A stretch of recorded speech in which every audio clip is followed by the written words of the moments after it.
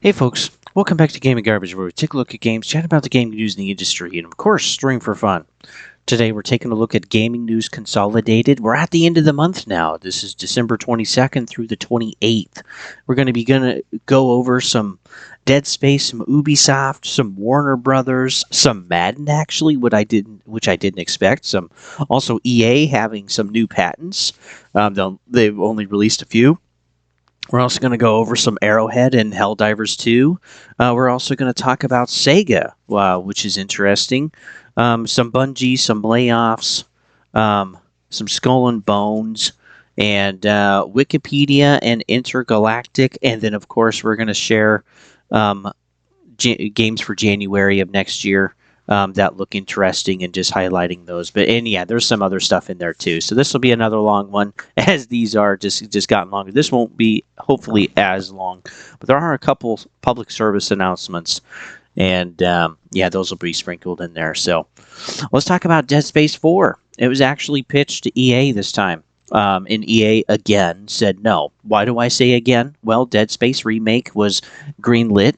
Motive made the project, but they didn't sell enough copies. They maybe sold about 3 million kind of at full price, and it's been heavily discounted since then. So they've been, of course, selling some more copies, but not anywhere near $50 plus. It's definitely been a lot cheaper. I've even seen it for like $9 or like $10. So yeah, it's definitely gotten pretty cheap. People had their fun with it, and they've moved on. But yeah, the Dead Space 2 remake that was actually pitched earlier. I can't remember if this was last year or this year. I want to say it was toward the end of 2023. But yeah, EA said no back then, and now it's been pitched to actually do Dead Space 4. Nope, that's not going to happen either. And honestly, I don't think we're going to get any more Dead Space until they can find a better way to monetize the entire game, which again is not the type of game we really want. But what else are we going to do? It just kind of sucks because now these companies, these publishers, they have made their money consistently now and long enough, and they've grown to a degree where maybe now they actually have to have that type of monetization. They have to have that degree or that level of it, which I think is really frustrating because yeah, they're not really quite games. They're more like shopping experiences. And we've talked about that before on this channel, is that they're digital shopping experiences. That's really what they're becoming. You grind to death to get stuff, and that's unfortunately just how it is. But yeah, I don't think we're going to get any more Dead Space. Again, I wouldn't want to see a Battle Royale project. I wouldn't want to see them licensed somewhere else, though that's probably happened already. I think that was Fortnite or something like that. But yeah, EA is happy making all of their microtransaction money every year with Football Club and Madden. And this year with NCAA. Again, they hadn't made that in, I don't know, 15 years or something crazy. And that sold a ton of money. But it also was, again, heavily discounted actually pretty quickly. And that's what we see with these microtransaction games, these live service games, is that, you're competing in a highly diluted environment where there's a lot of other games just like you, and to try, even just for some of these other companies to try to break into the market, like First Descendant or Foam Stars or Concord, even, for Pete's sakes. Boy, you really got to get everything right. You really got to bring something unique to the table, and seems like right now that's actually Marvel Rivals. But we'll have to see if that actually sticks around, because some people are already quitting because of some of the issues in the game, or like it's too slow pace of movement and stuff, and that's quite frustrating. And so yeah, they're just kind of tapping out, which I think that's interesting. It's like you're quitting because the game is too slow. Like, it really kind of makes me think that the faster paced of Call of Duty, the faster paced of some other games, especially first person shooters, have like maybe kind of ruined some of us, maybe even myself included. It's just like, though I haven't tried Marvel Rivals yet, maybe I should, but I like the story games more anyway. All right, let's talk about Ubisoft. Let's see. Okay. They're releasing another NFT blockchain game, which This is Captain Laserhawk. Basically, that's from Far Cry 3 DLC, the Blood Dragon, I believe it was. And this actually requires an NFT to play. So the NFT starts out as a warrior, and then as you level, you're able to get more stats. You're able to make your character stronger. And anyone heard of Neopets? I mean, man, that was like a thing back in the 2000s, like when I was in middle school, which is just kind of crazy. We did see too that Raymond is also the narrator of the game. Like again, they don't want to make these kind of like story-driven narrative experiences or games for people. Again, they just want to just monetize the crap out of everything, and I really think that's a disservice to use Rayman. And it's just random too. Doesn't actually fit into the actual story of Captain Laserhawk. It's just kind of crazy. This is free to play. Excuse me. We did have a free to play NFT game from Ubisoft. That was like Champions of Grimwald or something like that, or Grimoire. Which again, we haven't heard any news of whatsoever. And then this one is a pay to play, which just sounds crazy. So far, there's been about 79 transactions. So people are actually paying for this to a degree. But again, this is like not very much money. I mean, we're just talking pieces of like an Ethereum, which is a blockchain. I think Ethereum's around $2,000 right now, but still, in my opinion, they're paying too much because, yeah, if you don't have any transaction history, there's no reason to play. Yeah, kind of crazy. This game, too, is even hard to find on Ubisoft's website. You kind of have to do some digging to actually find this game. So they're not heavily promoting this whatsoever. I think they learned after their last NFT game released this year. And with Captain Laserhawk, there's only 10,000 available spaces. So the whole idea is like you buy a license, which is your NFT, your character, and then you're able to level it up. And then if you want to, you can sell it, quote, for more money to somebody else. And this is the issue with all of these type of NFT games to the degree that it's gotten. Ubisoft had an idea of just NFTing weapons and gear, okay, and Breakpoint and maybe some future iterations. But again, it's just like it's gotten way out of control. You're basically having a PAL or like a Pokemon now, or some other that's an NFT, and you get to level them up and trade them or whatever. And unfortunately, too, a lot of these have been actual scams. They've been really kind of screwing people over. So yeah, for right now, you can buy in for about $25 if you want to try Captain Laserhawk, and then you can actually play the game. And I'm guessing with these two NFT games that I've mentioned, is that Ubisoft already had these in development. Again, they were following a trend that thankfully didn't take off because of all of the scamming that was going on, all of the gotcha mechanics. And so Ubisoft is just pushing them out, just maybe to see if they can make anything. But still, they got to run the servers. They got to run some infrastructure for these online games. And they should have just canned them, man. Their optics surrounding their company is already so bad. Why just put gasoline on the fire? Like, you're just becoming a laughing stock. Some people think that it's because, the Grimoire boys, brothers, want to be able to buy Ubisoft for cheaper. But that doesn't honestly make too much sense to me because they already own so much of the company. So they're devaluing the shares by making bad business decisions. So they're losing money, actually. Most of their wealth is tied up directly into the shares that they have in their company. To buy more shares? With what money? I don't know. That doesn't make a lot of business sense. And this hasn't been proved necessarily. But yeah, what is going on? And again, it's not just the brothers. It's also the board of Ubisoft. So they have a pretty big role to play, of course, but they don't make up the entire board. There's also Tencent, and there's some other heavy investors in there making decisions for Ubisoft as a company. But man, why put this out? I mean, it's just bad all around. Let's talk about War Thunder. So they actually had some classified specs on the Euro Typhoon fighter. This is a fighter jet that they have over in Europe that the European Union has. And this was actually leaked on the War Thunder forums.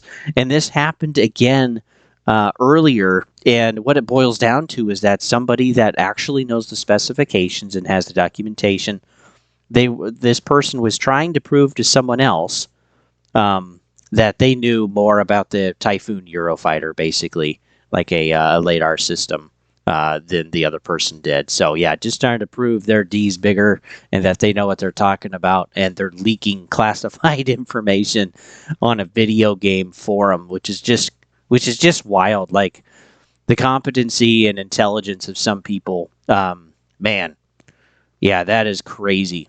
That is crazy. And yeah, War Thunder, they've taken this down already. They've removed this, but boy, War Thunder better get a handle on this. And why that would be somebody's big thing, hey, I was right, kind of a deal. It's like, hey, look, we all make mistakes. We're all wrong about stuff. Why can't we just own up to that? Like, do we really have such an ego? And yeah, I totally agree. It hurts. I'm right there with you. It's frustrating, and we feel stupid, but it's good for us. Okay, it humbles us some, and it takes us down a notch back to where reality actually is, and how we fit in our world, instead of just stroking our ego and proving that we know more about a in-game vehicle than somebody else, and that doesn't have any relation to the game. Like it, yeah, I don't know. Yeah, I just think it's insane. So yeah, humility is good for us, folks. Remember that. Warner Brothers is reportedly having a plagiarized. Warner Brothers has reportedly plagiarized the owner of Charlie the Unicorn. Now, this is a older TV show. YouTube vid series, not a TV show. It wasn't officially created by somebody like a big company. This was actually created by an individual or a few individuals, and they made an old YouTube video series out of it. I think it's 3 or 4 videos, and Charlie the Unicorn is basically a couple of other followers that are saying, Charlie, we need to go to Candy Mountain, and they take him up there, and basically they knock him out, and they steal his kidney. And again, it's a different piece of YouTube and internet back then. It's pretty interesting to watch, but yeah, you can still find it today if you're curious.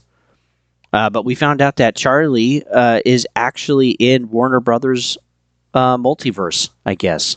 I haven't played Multiverse myself to confirm this, but I have seen some screenshots, and there he is. Charlie the Unicorn is in the game. And they even Warner Brothers actually used some of the audio from the YouTube videos, which they cannot do because they didn't ask for permission. And so, yeah, that's kind of a problem. So yeah, Warner Brothers is kind of in trouble. They have to, they have to remove this. I don't know if they actually have. I would assume they have at this point, since the information is now public and we're reading about it on the interwebs. But yeah, here again, we just have these big publishers that aren't keeping track of what their devs are doing, or even making the decision themselves to take someone else's intellectual property and use it as if it's their own, and not asking permission. Okay, we saw this with Aspire's game for Star Wars Battlefront Collection 1 and 2. Someone was using a character and their likeness and lightsaber and stuff, and it's like, you're plagiarizing that. You can't do that. We also got to see that too with, there was just another example that I had. I think there was some stuff with Assassin's Creed Shadows, and then there was one more. Anyway, I didn't actually write these down. This is just off the cuff. But yeah, how hilarious. It's like Warner Brothers, keep tabs on what you're actually doing and what you're actually making. And don't be don't be stealing this stuff. You got to check on your devs too to make sure they're not shoving stuff in the game that isn't the company's. Okay? That's a problem. Because that could turn into a serious lawsuit or civil suit or something at some point. Little update on the voice actors for Call of Duty Zombies for Black Ops 6. They have been officially replaced. And this sucks. The strike didn't seem to really do anything since they weren't working. They were technically breaking contract that they already had with Activision. And so, yeah, they're replaced. A lot of good that did them. And I understand the stance that people have. And I have it too. Is like, AI is going to take over jobs. AI is not necessarily good for some aspects of the industry. You know, it's going to be sloppy. It's going to get worse. But it is improved now to a point where these companies can start using it. And it's good enough. Regardless of how we all think about it, it's good enough. And they're doing it. And there's really no way to stop this either. And so the people that striked, well, they're just replaced. Can they legally do that? Yes. And it's an example of, like, at my company, you know, we're unionized. And if we decided to strike, the company could replace us with other workers. And that's also happened in the past. And that will also happen in the future. The contract shows that these are the terms and conditions. And as soon as those terms and conditions are no longer followed by one party, the other party doesn't have to follow the conditions of the contract either. Which is partly in place, you know, keeping you hired, keeping you employed there.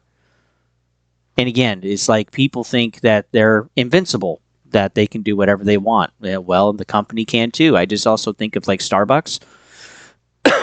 When they started unionizing, this ad is frustrating. Sorry, folks. When they actually started unionizing, it sucks that they just shut down the franchise location. So they didn't shut down Starbucks as an IP, as a property. They just shut down the specific place. Yay, we unionized, and now they're all fired because they don't have a job anymore. Well, they weren't fired. They all lost their job because the Starbucks was actually shut down. And I guarantee you that same location, if we look at it today, it's a Starbucks again, and it's just started over. And so they all lost their job for what? Is it worth it? I don't know. You tell me. Again, the company doesn't have to play by the rules that we want, and I understand that. I totally do. But at the end of the day, I want to make money, and in order to do that, I need to work in such a way to keep my job, and also I need to be willing to continue to work there. If you're not willing to work there anymore, then just don't work there, okay? Just get a different job, go somewhere else. And while there's a lot of different jobs I could have picked for myself, or could have gotten into, I chose to go for an industry where I can't be replaced. That was actually one of the thoughts that I had after I'd been there for a couple of years, as some of this, like, kind of programming stuff. Now it's all AI, right? Now it's a different word, but it's basically the same thing. Is like there's a level of automized digitization that we have in our world, and it's accelerating. And it's like, well, I'm glad I'm actually working here. This is actually pretty future-proof. For those of you, too, that are blue-collar workers, it's pretty hard to get replaced. It's not impossible, but it is definitely more difficult because you have to put in all of the infrastructure and put in all of the physical stuff to actually replace you. In the digital world, you can just be replaced by a snap of the fingers. And that sucks. And unfortunately, voices are starting to go that way. We have games like Return to Moria that use AI voices pretty much completely. This also makes it easier for indies to actually kind of up the value or up the content of the quality, of their games by some of these tools. And these tools are just being more integrated into all levels of game production, unless a company strictly says, no, we're not going to use that, AI in that way. But again, it's like they got to try to find a job when it's really tough right now in that type of industry. So I wish them luck. I hope they find jobs. But yeah, they don't have one anymore. And that sucks. And they basically quit their job to strike, and so they got replaced. Yep. Welcome to reality, folks. I wish them luck, because ultimately, at the end of the day, big companies, they're going to do what they want. And if you don't like them, then don't support them and don't work there. And if enough of us actually do that, it'll eventually come around, but we got to be patient, right? I think we're starting to see some changes like that in the industry right now. But striking, generally speaking, is not the way to do it. Let's talk about Madden. Madden is actually affecting real life NFL, which is crazy. National Football League here in America. I know football is soccer for the rest of the world, but yeah, the Jet owner nixed signing on Jerry Jeudy because his rating in the Madden game was too low. Like, are you serious? Yeah, he's got some his son and maybe some of his nephews, like they actually play Madden, and they have equal pull on influencing trades and picks. This is crazy. I'm not even making this up. They have equal pull on on what what coaches and recruiters are seeing and doing picks and stuff. And yeah, his rating was too low in one aspect of the video game. I should have written down actually what it was, but I didn't. Also, there was pushback with John Simpson in the past, and it's his awareness in the game was too low, and so the Jet owner didn't want to sign him on. You just can't even make this up. This is so wild. And so yeah, the team actually convinced the Jet owner to sign Simpson on, so he actually got signed on, which is great. But yeah, this is crazy. And maybe John Simpson is actually part of another NFL team. I don't keep up with NFL at all. But yeah, you could actually look this stuff up. This is actually being reported on. And of course, the Jet owner and the publicity for the Jets is like, no, this isn't true. This isn't real. But it's like, okay, you have multiple actual journalists, regardless of how we see them. There has to be at least some factual content there saying that, yeah, the owner is actually taking a look at the Madden stats, basically indirectly through his family members that play the game, and being like, yeah, well, the awareness is too low. Like the whole, oh my word, the whole thing that's built around the players in the game is all built around marketing, okay, to try to sell players, to try to sell aspects of the game. Like, this is crazy. It's like, it's not actual data that of course, people can go off of in real life. But boy, this starts to bring up another interesting thing. Is that, would you want to sign your likeness over to Madden or to NCAA maybe, or someone else, or the NHL, or or Major League Baseball? Would you want to sign your likeness over if they're basically going to screw you in the game? Because it's not like your performances in real time are actually going to translate over in real time to the video game, right? It's already been built, and you may not even be in the next roster anyway. But to think that a video game stats could actually affect your real career and is more important in some cases than your actual performance in your career, like, that is crazy. And this is like yeah, this is like a Gen Xer that's making this decision that probably doesn't play video games themselves. But yeah, you just can't make this up, dude. Like, this is absolutely wild. So yeah, I had to put that story in there. All right, let's talk about. Let's see, where is this? Okay, yeah, this is just separate on its own sheet. Let's actually talk about EA having an additional 23 patents for games where they want these patents and technologies to actually be free of royalties and licensing fees. So that means they don't want to make any money on them. And these are basically technologies or type of extensions that can be used for developers to create, like, easier access of gaming, right? Or make it easier for some folks or some players over others. So yeah, let's actually read 6 of these. These are actually the ones that we know about. The other 17 we don't, but these will be probably released later. But these are current patents actually right now. So one of them is an intelligence personalized speech recognition. The speech recognition system that improves the accuracy and efficiency of speech recognition by using personal phenomenon mapping for each user, and to better understand accents and other pronunciation variations, such as those resulting from speech impairments.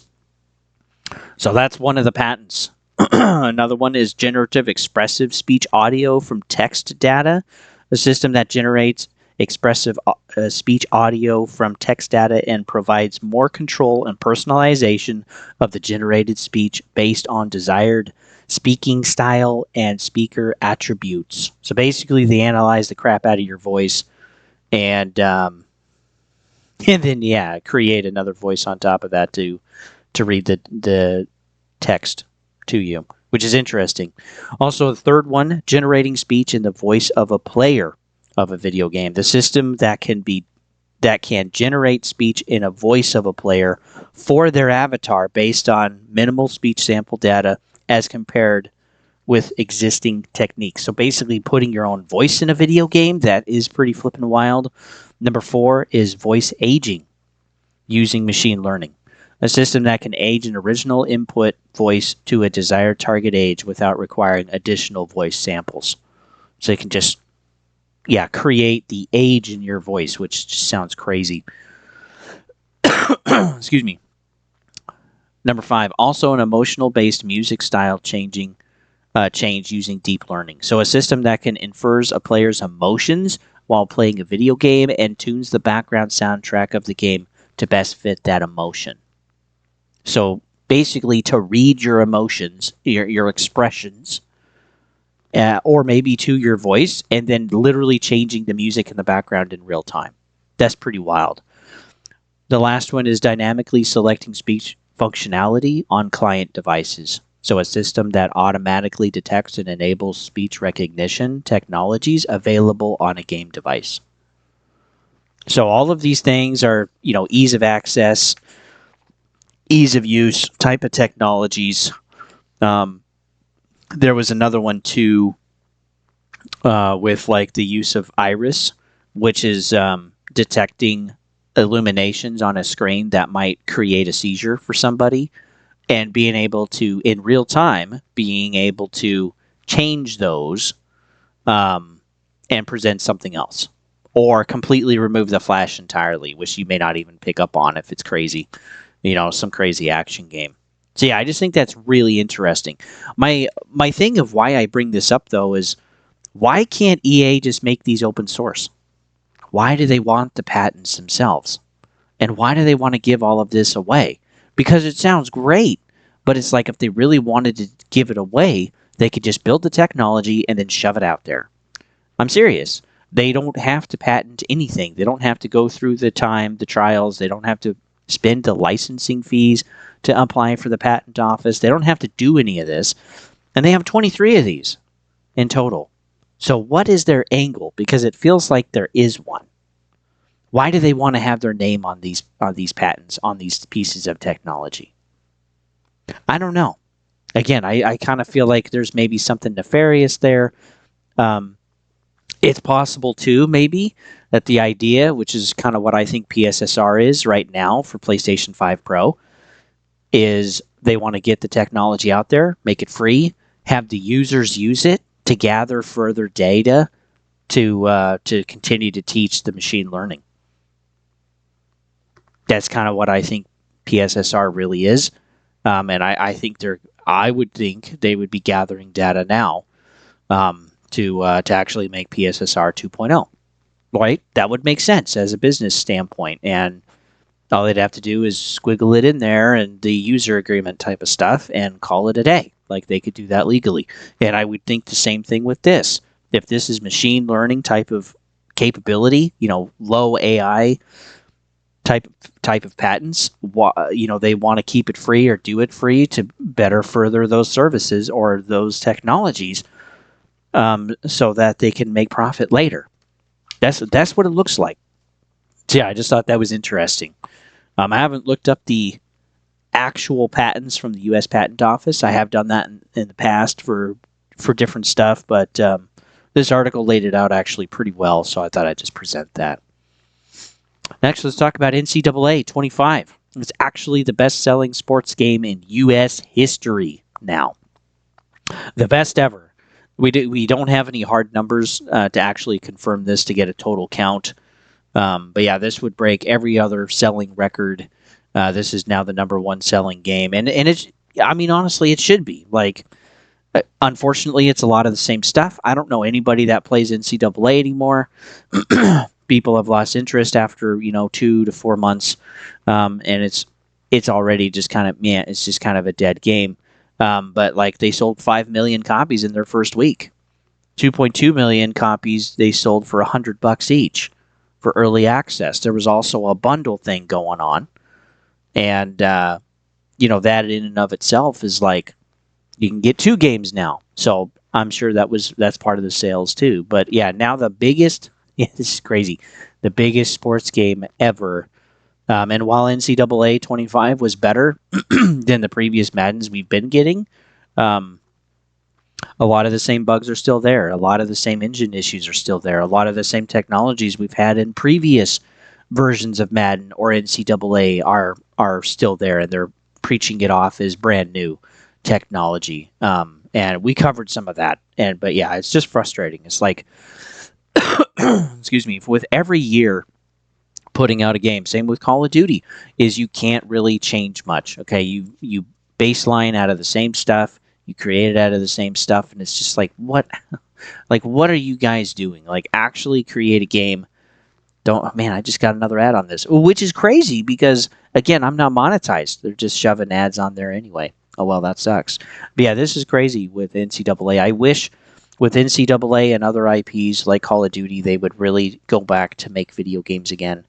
I think that would be wonderful. So, but yeah, again, we'll have to see if that ever happens. With all the money they're making, probably not.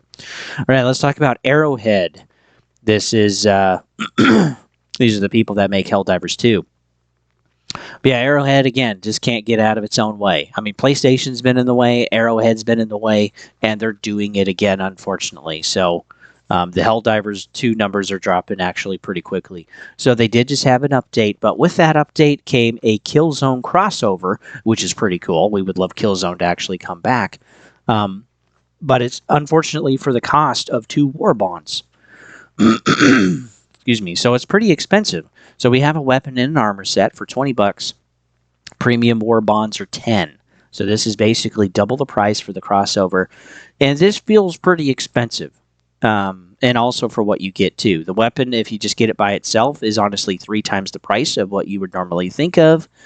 So usually a weapon is 200 currency in the game, and the Hellgast weapon is 615. So yeah, really expensive. It's like, this is not cheap if you just want the weapon itself. And so the fans have pushed back, and within roughly 1 day, Arrowhead made some changes. So current Killzone bundle is still $20, but the second bundle that would be coming, that's actually free. So that's great. We've gone back to the price of, $10 basically per war bond, which is wonderful. We're also taking a look at Steam sales. Helldiver 2 was back in second place that week. They actually launched the update. So people did buy the bundle. People did buy a lot of stuff. And while a lot of companies would just look at the money and just like, nah, just keep it the same, Arrowhead actually cares about their reputation, which is further going to sell future content, which is great. So they care about what players are thinking and how they're interpolating that. And they're thinking, okay, we actually need to change some stuff because we want to continue to sell content and we don't want to kill off our game. So, which is wonderful. We need more of that. So yeah, they did definitely make money off of this, though. They definitely made a good chunk off of Steam, which is where most of the players are anyway. A lot of the players on PlayStation, they're not, like Helldivers is still on the top 100 list every 30 days, but it's not super high. It did definitely gain some spots this month, but it's not the most played. It's not one of the most played games, right? But it's in there. It's in the top 100. But I wonder, too, if this is kind of like creating expectations for future collaborations. Because they're probably planning to actually do that. This is how most live service games go, is they just do future collaborations. We do know, too, that they want to do Warhammer at some point. which I think would be pretty cool. But again, if you got to pay for the licensing, if you got to pay for all of the third-party stuff, which Killzone, they didn't have to pay for licensing, but like Killzone is a good test for this to actually see how people are going to respond and the pricing and all of that stuff. But maybe we know that pricing to actually be cost effective with the third-party licensing fees, as they actually need to sell it for $40, which is interesting. So, and it's not like you're getting a ton with the collaborations. But yeah, this does make it interesting. Is like, setting future expectations on this. We do currently have a new CEO that did work at the game for the game. The old CEO stepped down and wanted just to continue to help making games. But yeah, the new CEO did say that the money that players spend, the more Arrowhead can actually do in the game. So again, Arrowhead is letting the player base know that, hey, as long as you guys keep buying, we can keep producing content that's free for Helldivers 2. Like, we just got a third faction, they added a vehicle, and like all of this just isn't necessarily free. Nothing's free, right? That is more true than ever today. And so they actually do need money in some capacity to actually do this. And as long as people are spending money on Helldivers will continue to make content. That's how it works, right? We can all wrap our heads around that. But again, kind of the shock of doubling the price for Killzone content, which is an armor set and a gun. That's kind of expensive. That's kind of expensive. So there is the second set that's actually coming free. I did actually download the update to Helldivers 2 because I want to play it. But yeah, it was like a 26 or 28 gig update. It was actually pretty big. It took a while to get that, but yeah, honestly, this makes sense, and I hope that Helldivers can actually keep going. I'd like to see Terminators in there. That would be pretty cool. Seeing Warhammer would be pretty sweet. But yeah, how much are players really willing to spend? That's kind of the thing that the player base and the company will constantly try to figure out. Because yeah, the players, they don't want to feel screwed or cheated, right? But again, the company also has to make enough money to keep the project going. Otherwise, they got to shut it down and just start over.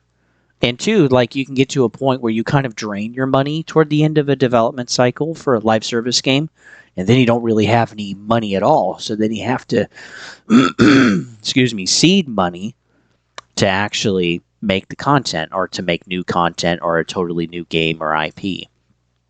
So yeah, the money's got to be there. The money's got to come from somewhere. So yeah, we'll see what happens with this. But yeah, I honestly want to take a look at Helldivers 2 sometime in the future. Oh man, this month has just been so busy. It's been insane. But yeah, I'm planning to do that. Well, I got a lot of games coming in January too. Oh man.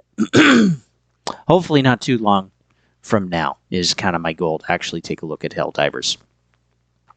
Let's talk about Sega. Looks like it's setting up its own subscription game service. So the monthly cost is going to be $10 a month. Quote, this will be like Netflix, end quote. Not sure exactly what this looks like. If it's streaming, if it's downloading, if it's both, we'll have to wait and see. But I could see this as being a good thing to actually test games on day one release, right? Just like what we did with Star Wars Outlaws for Ubisoft. Or like, again, I'm kind of debating if I want to spend another 17 or 18 bucks to actually play Assassin's Creed Shadows for a month. But yeah, it can be a good way to actually play short games at a cheaper cost. Okay, there's a value proposition there, or even just to test games too.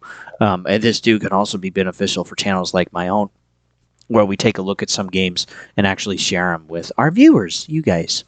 So yeah, this could be interesting. Yeah, I'd be willing to try some games if Sega actually does this before just canceling it, just like I did with Ubisoft Plus.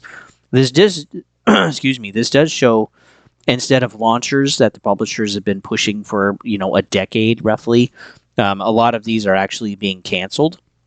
Third-party launchers, like through Steam and all of this other stuff, is that now they're just thinking, maybe we can just do an actual gaming service that people can pay for every month. And so it looks like Xbox has set the new trend for the gaming industry, which is wild. And this will also make it more competitive for Xbox. as games won't be going to them on their service. They'll be going on their own first-party service, like PlayStation, like Ubisoft Plus, like Sega Plus now, like Nintendo, right? And so this will be kind of interesting as we're going to have this competition of gaming subscription services. And while I feel, personally too, that this ultimately isn't good for game preservation and being able to have physical copies, I think it does make it interesting for a cheaper value proposition. But again, it's like, okay, how much is actually all of this going to cost? Because now we take a look at like TV, for example, Netflix, Apple TV, Amazon, Disney Plus, Paramount. I mean, it's just getting out of control. You actually put everything together, and it's like $300 a month now to actually have access to all of the TV. And then there's free services like Pluto TV, Peacock. There's some other ones out there. But yeah, it's just very, very interesting to actually see how all of this is going to develop. But I imagine it'll kind of develop the same way. Gaming services will develop the same way as TV has. And so that's what we can expect in the future, whether we like it or not. Kind of a bummer. So yeah, we'll see what happens. I'll keep you guys up to date on Sega. Let's move on. It looks like, now this is only from one source so far that I've been able to see. This is from Double Barrel Gaming. Apparently they have an insider that they've used for a while, telling them that there's going to be more Indiana Jones content. So we're going to be getting a trilogy, which looks like 2 more games, plus DLC for those games. Todd Howard apparently has signed and gotten approval, an official deal with Disney to continue on helping Disney make money, because in the last few years, they've lost roughly about $36 billion, and they need to make some of that money back. So, yeah, that is a ton of loss. And they still have future projects that are coming out, like Mufasa is out right now, Snow White is coming, and Captain America 4, which has had 2 sets of reshoots now. That's very expensive. And yeah, good luck. I don't think they're going to make money on those movies. Snow White as well also had reshoots. They also replaced all of the dwarves with CGI. And Mufasa, again, just doesn't necessarily come off great. So, I don't know. Yeah, Disney's got to make money somehow, and Bob Iger has said that they want to focus more on video games. That seems to be the growing thing in entertainment, and so we've talked about this too, is like more adaptions and more game projects, and these all aspects of Hollywood, good and bad, mostly bad in my opinion, are now wanting to get into video games, and they've kind of been mucking up video games. So again, it's just all about money for them. Not the passion, which is what sells. Passion sells, right?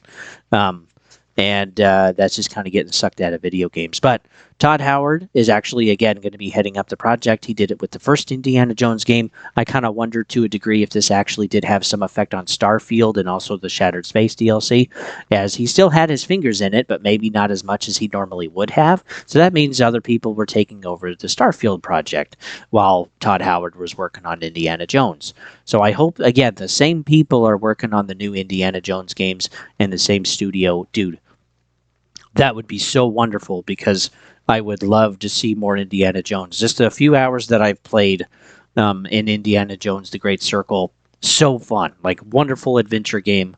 It's great, but there does seem to be a little bit of confusion about the deal itself. It's not clear if it's an additional 3 games for a trilogy, which would make a total of 4 games once they're all done, or just that this includes the one we already have, and the other 2 games with DLCs will actually make the trilogy. And again, take this with a grain of salt. This is only from one source, Double Barrel Gaming. You can actually take a look at their video themselves that they released this week talking about this. And this is all we know. So far, we don't have anything official from any studio. We don't have anything official from Todd Howard. And this is a deal that was actually made kind of fairly recently. We don't know exactly when this deal was made either with Disney. So I'll keep you guys up to date on this. I think this is pretty interesting. But if we are getting more Indiana Jones games, yes, thank you. I want more story-driven games that are adventure, that are fun, that are passion projects. and I would love to see that. Let's talk about Skull and Bones. They're getting another year of content, which really doesn't make any sense. We're getting more PvP modes. We're getting new points of interest. There's going to be more things to grind for. There's going to be additional world that's added that you can explore a few different or more locations. We're expecting another 4 seasons for Skull and Bones, and this is crazy because no one is really playing the game. So we take a look at SteamDB. We got 230 people there with a total peak of 2,600. So not a lot of Steam players. And then we're also seeing the revenue on Steam that Skull and Bones has made, which is roughly about $460K. So we're not even at $500,000, which is, that's really bad. Taking a look at PlayStation Time Tracker, the only time in a 30-day window, the only time Skull and Bones showed up was actually February at number 43 at launch. All of the other months after that, it's never showed up again, which is crazy. Even December, we're basically done with December, and it's not there. It's never showed up in the top 100. So again, nobody on PlayStation is playing this. And that is incredibly bad. We do know that there was a total of roughly 850,000 players across all platforms, according to Ubisoft. But this also included the 8-hour free trial, which I played a little bit of. I got some content of. This was earlier in the year, but it's just like, man, what are you guys doing? Like, this is not a quadruple A game. This isn't even double A, in my opinion. I guess it could be, but yeah, it's so incredibly bad. But it does make me wonder too. It's like, okay, part of the contract deal with Singapore, the government, because they actually got funding from the government to make this game. Maybe they had to make so many years of content, which again is just more money down the drain for them. Having the devs make stuff that's not making any money, running the servers. Oh boy, it's just Ubisoft hemorrhaging more money. Luckily at a slower pace. But, the estimates that we got is that Skull and Bones was $650 million to actually produce. Again, we don't know if this is also like marketing and licensing fees or whatever, if they needed any of that. As far as I know, it's a brand new IP, so there are no licensing fees. But we don't know if that includes marketing. But man, and they marketed this game pretty heavily, just like Avatar, just like Assassin's Creed Shadows, which they ended up delaying for 3 months, and just like Star Wars Outlaws, and it's just like you people are just blowing money out your rear and not making anything back. And we've talked about that too on the channel. Basically, they need another bad, really 6 months into 2025, and they're done. They're totally out of money because right now they're at $2.6 billion in debt. And when we add all of their cash equivalents and the capitalization of their assets, they're only about 300 million above their debt. And last 6 months, they lost roughly about 260 or $280 million. So yeah, Star Wars Outlaws didn't sell well at all. They didn't make money on X Defiant. They didn't make money. And then on top of that, Assassin's Creed Shadows roughly is costing them like $8 million a month to delay the game. Man, that is painful. That is painful. So I am curious, though, kind of thinking about this. Is like, okay, maybe they had a contract deal or whatever, but why would Ubisoft kill X Defiant off? We got word of that this month, too, of course. Because there's actually more hope for X Defiant than there is for Skull and Bones. We can see that in the player numbers. But like PlayStation Time Tracker shows X Defiant in the top 100 games for 3 months in a row after launch. The launch month and the 2 after that. And Skull and Bones just had 1 month. So this is kind of what makes me think is that maybe there's still kind of a contract deal that Ubisoft has to uphold with the Singaporean government. And that's why they're putting out another year of content, because I looking at the numbers, I can't imagine that this would be a better idea to keep Skull and Bones going over X Defiant. both of them should shut down and just get out of our way. I totally agree. Um, it would be nice if there was an offline mode, but we're probably not going to get that. But yeah, this is just bad decisions from Ubisoft and just bleeding money. Again, just following trends, reimagining stuff. Just again, overall, just not meeting expectation of players. It's just really sad to see. Bungie's having some shuffling around. They're losing their chief strategist, which already left actually in October, and then also their creative officers, which left with no announcement whatsoever in November. And so these are some higher ups. These are some people that definitely make some money, and Sony is saving money by having them leave. Now the word that's used is depart, not actual layoff. And so I'm thinking these people left on their own, which I'm sure Sony's happy with, because again, they don't have to pay as much. And then they've also moved an entire team over at Bungie to now work directly with Sony Interactive Entertainment. So, oh man, what's his name? Like Jess somebody. Him and his whole team over at Bungie are now just moved over. So yeah, Bungie is just slowly still losing people. And yeah, this is not good if they're still bleeding people. Even slowly, it just shows that they're not making money. And Sony just made a bad decision buying Bungie. I'm so glad that Xbox actually didn't buy them. But yeah, even Xbox came out and said, yeah, we're not buying them because you're bleeding money. You guys aren't making any money with Destiny. Marathon is, yeah, they probably saw some stuff on Marathon too. And so we got some word that Bungie was actually making themselves maybe a little better to Sony than what they thought. Because if Sony wasn't going to buy them, I really think Bungie would have collapsed and failed and closed as a studio, which is crazy because Bungie made Halo, for Pete's sakes. Bungie made Destiny. I mean, these are just some amazing IPs that have been fun to play in over the years. But again, just got the live service microtransaction bug, baby, and just strip the players for all they're worth. And every company that does this, you should fail. Because, again, you don't care about your actual player base. And you don't respect us either. So, here's the finger. Good luck. Let's go over some layoffs. Just really quick. People Can Fly Studio, they're laying off 120. Deck 9, which they create Life is Strange IP, they're also having layoffs, though we don't know how many. And then 11-Bit Studios, they're also having layoffs, which we don't know how many. And they've also canceled Project 8, whatever that is. 11-Bit Studios, they're actually the Frostpunk devs. They actually just came out with Frostpunk 2. There was supposed to be a console version. I still believe that's coming, but the console and PC version, I believe, were supposed to release at basically the same time. And yeah, that didn't happen. So again, there's just some issues there, which is interesting. Also, let's move on. Let's talk about the Honey browser extension. So some of us have probably heard about this. Use Honey. This basically allows you to have an extension that looks for coupons in real time with whatever you're looking at, and to give you the best coupon to save you some money. And it's free to you. It sounds great. It's like, okay, well then how is the business making money?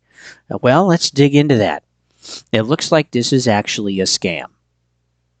And so, yeah, this is more or less just a public service announcement. The idea, yeah, again, is to help you find these coupons, but the issue is that it screws affiliates out of their code. And again, this isn't just YouTube affiliates, or let's say there's an affiliate that's promoting Honey, and you're using their code so that the affiliate can actually get paid from doing the work to get a sale, right? For using a product, buying a service, all that, right?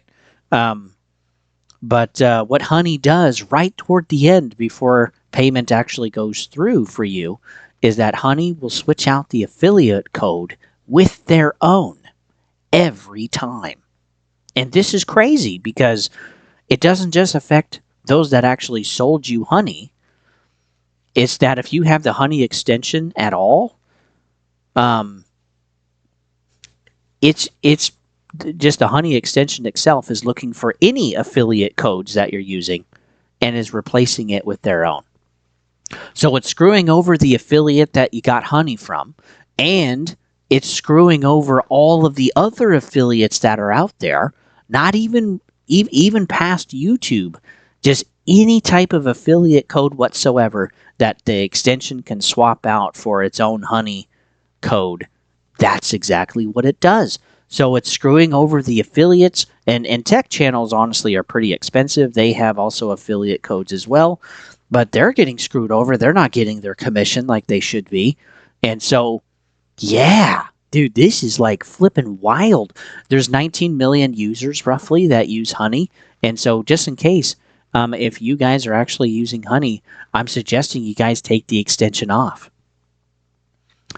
Because, yeah, they're scamming people out of their money. It's fraud, actually. And then, two, we also found out that the honey browser also isn't getting the best codes for you. Which it's like, what? That's its job. So some people have done some poking around and done some testing, and then when they're actually given a code by Honey, they've done their own research and found better codes. And this isn't just like a one-off. This is actually fairly consistent. So is Honey making money off of the coupon code 2 thing?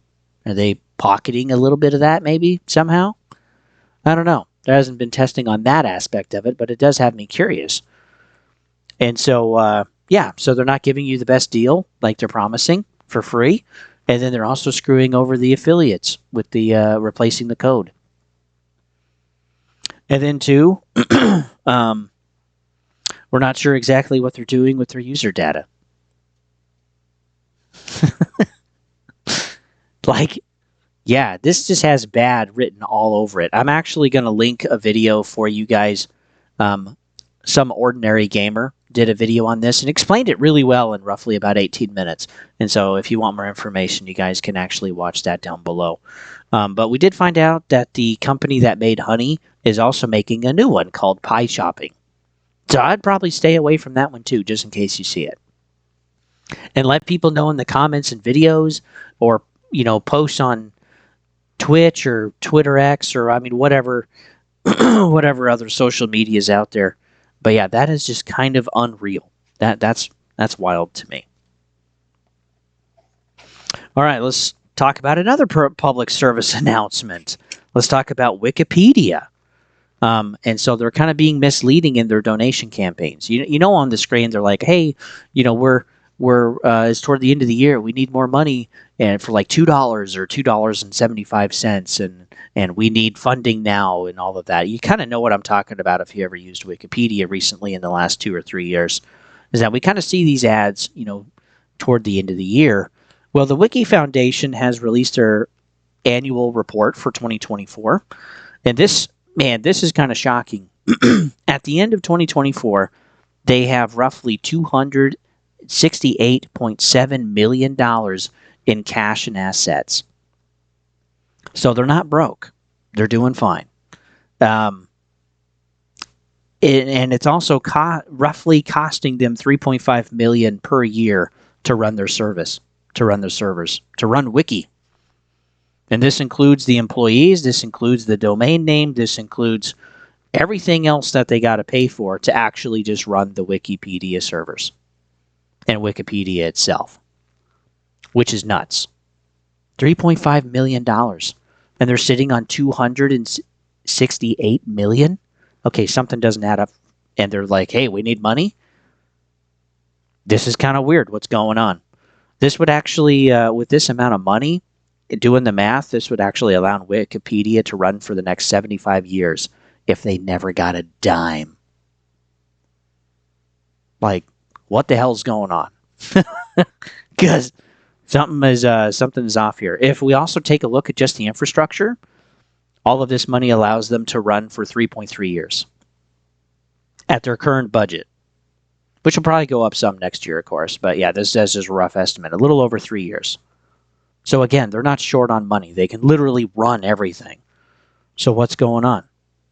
Well, in the report, it's laid out that their fundraising, the majority of it actually goes toward their movement. Well, what's that? Their budget goals, they actually lay this out in the report. shows that 31 million goes to equity, and another 20.5 million goes to safety and inclusion. This is a total of $51.5 million going toward their movement. Then this is roughly about 30% of their total budget goal for 2024. They have plenty of money to actually run Wikipedia and their other infrastructure, but it's not enough for their movement and to honestly keep growing their movement and what they're wanting to do outside of Wikipedia.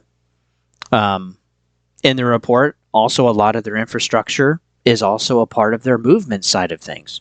It's not just running the service. Again, they only need $3.5 million a year to do that at this point. So they have plenty, but a lot of the other infrastructure is to help their movement and to grow it. And that's just kind of shocking because they're actually misinforming with their campaign. Because your belief is, oh, Wikipedia is going down. They need money. No, they're fine. But they want more money for their movement. And they've even laid out in the report that they want to focus on minority content. They want to focus on minority groups and other foundations and institutions. This is part of that other infrastructure that they talk about in their report. And yeah, this is just kind of shocking that they're blatantly lying to people that are donating to Wikipedia. And I think you should know what you're donating for. So if you want to support that, donate. If you don't want to support it, don't donate. It's as simple as that. But yeah, the reason I'm honestly sad about this is that while Wikipedia is not a perfect source, it's probably some of the most cut and dry that we have in the world today. And we're getting away from facts. Just being about facts like an encyclopedia. That's the whole point of Wikipedia. And it has been for a long time. They just have facts. They try to be as factual as they can. They list all of their sources of all of their material, which is great. And they take the time to, to actually validate a lot of their stuff. Again, it's not perfect. There's some problems there. But they've been just about facts, which is nice. And now they're getting away from that. And their goals are now aiming toward uplifting certain groups over others, which I don't agree with. And this is keeping the isms going in society. And this sucks. I mean, we're honestly supposed to be past this. Yeah, we're not supposed to focus on someone's color or on someone's beliefs or their lifestyle. We're just supposed to focus on people's merit, right? That's the point. And here we have a big institution, Wikimedia Foundation, actually, that is no longer interested in just presenting the facts, but wanting to present certain facts over others. And that's called censorship. So Wikipedia has been a pretty good tool. I will still continue to use it. But yeah, they're not getting my money. They have plenty. And I don't want to support something where, they're wanting to promote other groups of people over others. Okay. We had that in World War I. We've had that in World War II. Tons of people died over that. And, unfortunately, it still happens today. But I wouldn't expect it from the liberal side of thinking to be promoting the same type of stuff, that some groups of people are better than others. It's just disgusting. It sucks. And this actually gets me into my next thing, too, before we get into games of next year. I want to bring up Intergalactic again. The drama is actually getting worse just after 2 weeks of the trailer. So the actress that plays the main protagonist, Tati Gabriella, made some AI art showing her character and Ciri from The Witcher 4. And she actually posted this on her Instagram, which people have screenshots of this, but now that has actually been removed. So again, I don't know if this was a story, which is only for 24 hours on Instagram, or if she purposefully intentionally removed the post after posting it and may probably getting some of the backlash, because you're going to hear what this is. It shows both her character and Ciri drinking, quote, fragile masculine tea that's made out of 100% incel tears, excuse me, and is DEI-licious. Tati's character is also giving the finger clearly to the viewer of the art. And this post, again, no longer exists on Instagram. I checked that myself. It is gone, but the screenshots are pretty damning that people have. And honestly, how can we be okay with being this disrespectful?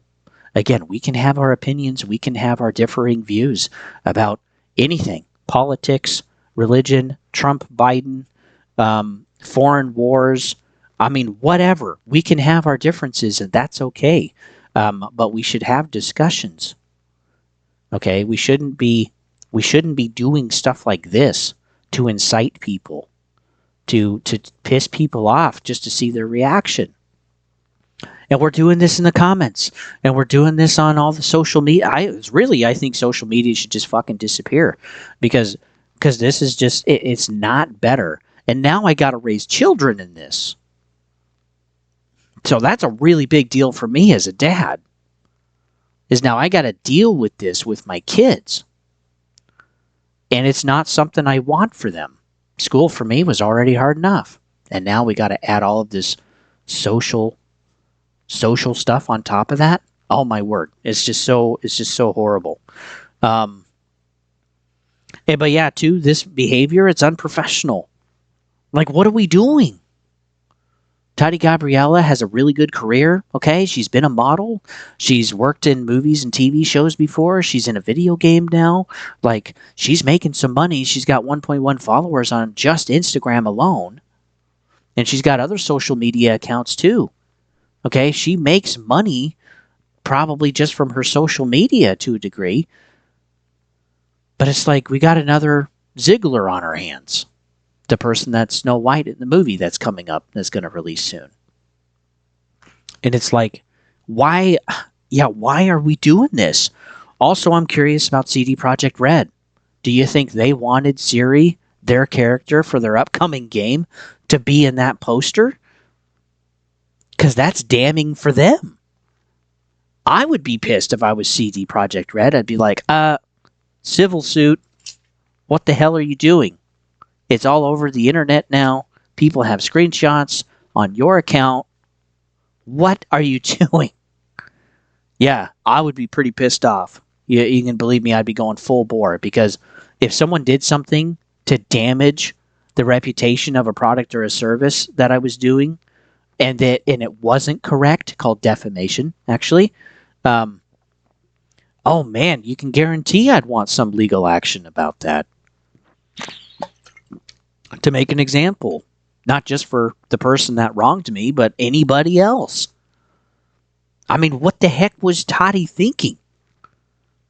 It's ridiculous. So yeah, could this affect Witcher 4 sales? I don't know. Some people think The Witcher 4 is woke. I personally don't think it's woke. I think it's fine. They're picking up a story, replacing the character with someone else that was already in Witcher 3. I mean, it makes sense, right? And I can get behind what Ciri is doing in the trailer. Again, the issue that I stated with Intergalactic is I don't like the character in Intergalactic. I don't like her attitude. That's the big problem. I don't care if she's bald. A lot of women with African heritage, males too, they actually shave their hair because their hair is crazy and wild. And it's not easily controlled, so they just shave it. I understand that. I can totally understand that. It'd be easier to keep up and deal with if it's shaved. That's fine. And if a character has a shaved head in a video game, again, that's fine. But the problem is the DEI stuff. Okay? Again, we are promoting certain groups over others simply because of their race, simply because of their heritage, simply because of their gender or their lifestyle. And that's wrong. You know, the most disgusting thing is, my kids will be affected by this in school. And yeah, that sucks as a dad. But yeah, this stuff shouldn't be happening. It's got to stop at some point. This is the issue that a lot of us have.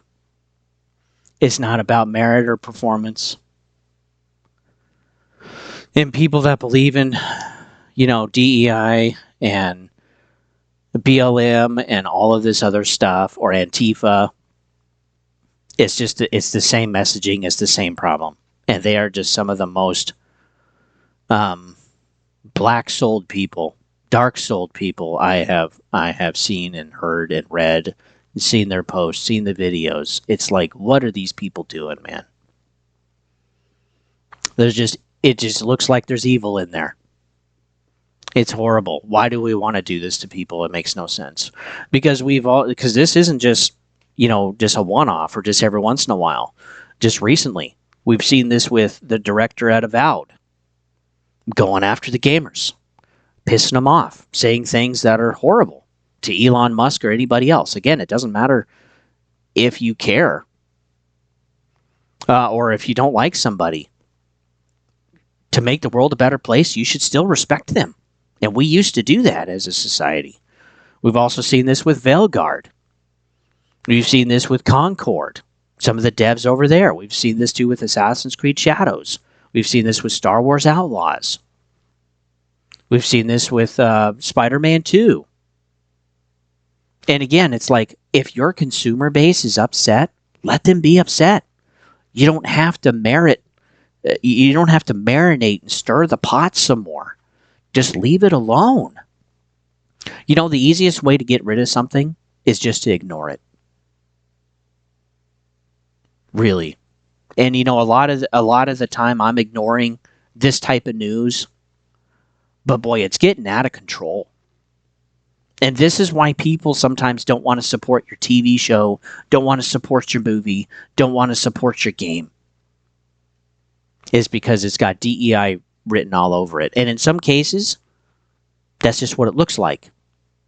And people are, again, I agree, looking through rose-tinted glasses, like with Witcher 4, for example, and saying, oh, it's woke. No, I don't think it is. I really don't think it is. But when you have an actress that's doing this, why do I want to support that game? Why do I want to support an actress that is promoting something that is culturally negative, toxic, that's going to affect my kids later in life? I don't want to support a future like that. And I fucking won't. It's wrong. And DEI isn't making stuff better.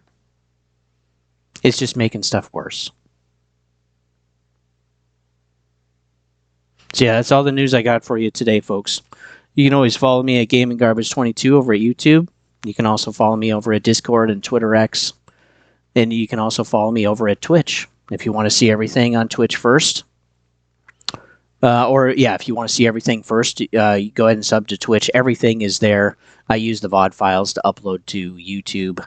And yeah, we do multiple stuff too. It's more than just gaming news. There's quite a bit, actually. There's playthroughs. I'm going through Tomb Raider 3 right now, trying to finish that before Tomb Raider Volume 2 comes out, which is Tomb Raider 4, 5, and 6 Remastered Collection. That'll be coming out in February. I also do game reviews and demos when I can, when I have the opportunity and when I have the time. And then we also do States of Gaming, which are deeper dives into the industry. But yeah, honestly, think about what I've said, folks.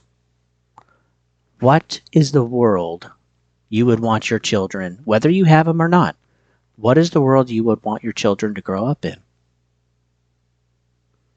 Then that's the world you should promote through your behavior. And with that, folks, I'll see you guys on the next one.